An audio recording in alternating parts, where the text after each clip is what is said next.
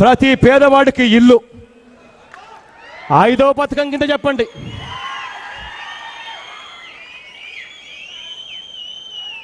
చంద్రబాబు నాయుడు గారు గతంలో ఎన్నికలప్పుడు మేనిఫెస్టో చూస్తే, ఎన్నికలప్పుడు గెలవడం కోసం చంద్రబాబు నాయుడు చేసిన మాట ఏమిటో తెలుసా? 3 సెంట్లు భూమి ఇస్తా, 1.5 లక్షతో ఇల్లు కట్టిస్తా, ప్రతి పేదవాడికి ఇల్లు కట్టిస్తా అన్నాడు.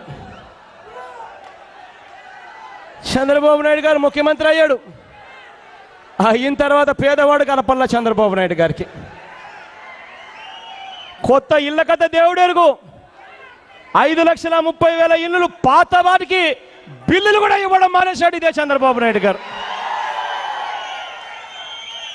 ఈ 3 సంవత్సరాలలో చంద్రబాబు నాయుడు గారు ఎన్టీఆర్ హౌసింగ్ కార్యక్రమం కింద ఎన్ని ఇళ్ళు కట్టాడు అని అంటే, 3 సంవత్సరాలకు చంద్రబాబు నాయుడు గారు కట్టింది కేవలం 35,497 ఇళ్ళు మాత్రమే అని చెప్పి మొన్న ప్రభుత్వమే జరిపిన కలెక్టర్స్ కాన్ఫరెన్స్లో ఇదే చంద్రబాబు నాయుడు గారు ఎదుటిన కలెక్టర్స్ కాన్ఫరెన్స్లో లెక్కలు చెప్పారు.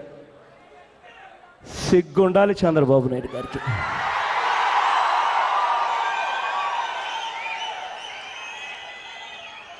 అదే ఆ దివంగత నేత ప్రీతమ నాయకుడు రాజశేఖర రెడ్డి గారు నాన్నగారి పాలనలో 5 సంవత్సరాలలో అక్షరాల మొత్తం ఆంధ్రప్రదేశ్లో కలిసి ఉన్న ఆంధ్రప్రదేశ్ మొత్తంలో 48 లక్షల ఇళ్ళు ఆ దివంగత నేత ప్రీతమ నాయకుడు రాజశేఖర రెడ్డి గారు హయాంలో కట్టారు.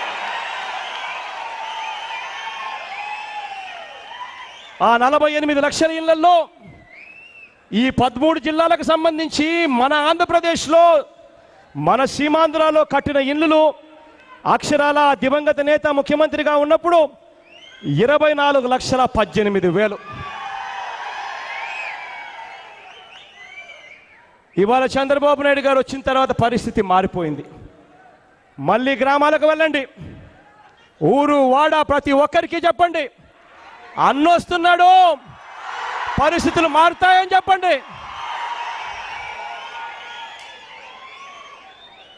అక్షరాల 25 లక్షల ఇళ్ళు కట్టిస్తాము,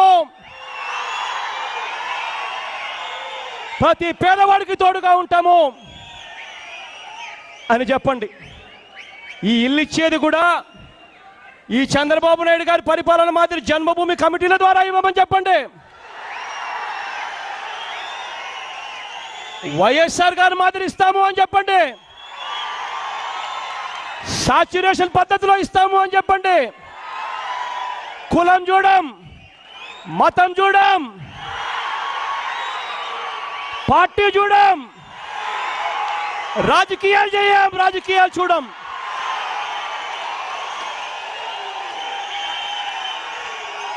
ప్రతి పేదవాడికి ఇస్తాము అని చెప్పండి.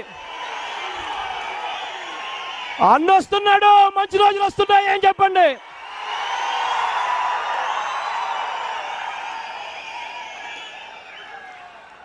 అంతేకాదు ఈ ఇచ్చే ఇల్లు ఇవాళ రిజిస్ట్రేషన్ జరగడం లేదు కదా, ఇప్పటి వరకు ఉన్న పరిస్థితి. దీన్ని మారుస్తాం. ఇల్లు ఇచ్చే రోజునే ఆ ఇంట్లో నా అక్క చెల్లెమ్మల పేరుతో ఇంట్లో అదే రోజు రిజిస్ట్రేషన్ చేసి ఇస్తాము అని కూడా చెప్పండి.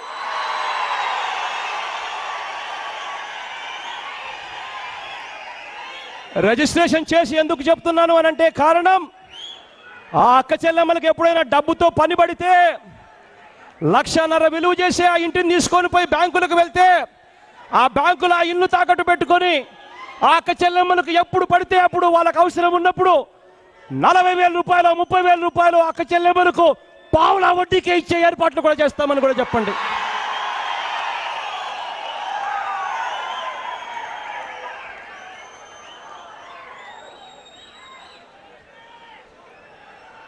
ఆరవ కార్యక్రమం, అన్నొస్తున్నాడు,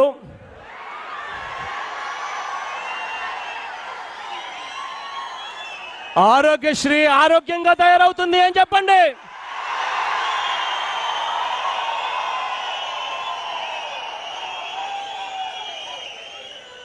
ఇవాళ బాబు గారి హయాంలో ఆరోగ్యశ్రీ పథకం అనారోగ్యంగా తయారైపోయింది.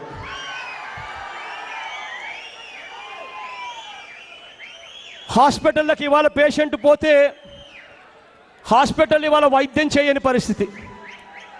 కారణం ఆ హాస్పిటల్లోకి 8-9 నెలలుగా బకాయిలు పెట్టాడు చంద్రబాబు నాయుడు గారి ప్రభుత్వం.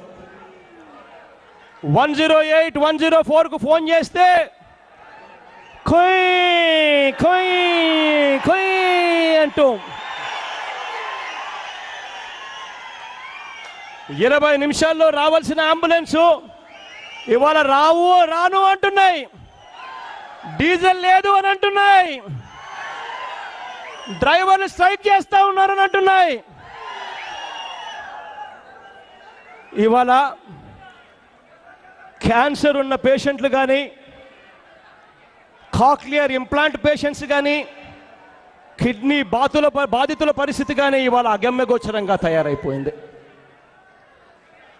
ఇవాళ ఇటువంటి దారుణమైన పరిస్థితుల్లో హాస్పిటల్ ఉంటే చంద్రబాబు నాయుడు గారు హాస్పిటళ్లను సైతం, సేవలను సైతం ప్రైవేటు వాళ్లకు లంచాల కోసం ఇస్తాడు. చెప్పండి, ప్రతి గ్రామానికి వెళ్ళి అన్నొస్తున్నాడు, మంచి రోజులు వస్తున్నాయి, పరిస్థితి మారబోతా ఉందని చెప్పండి.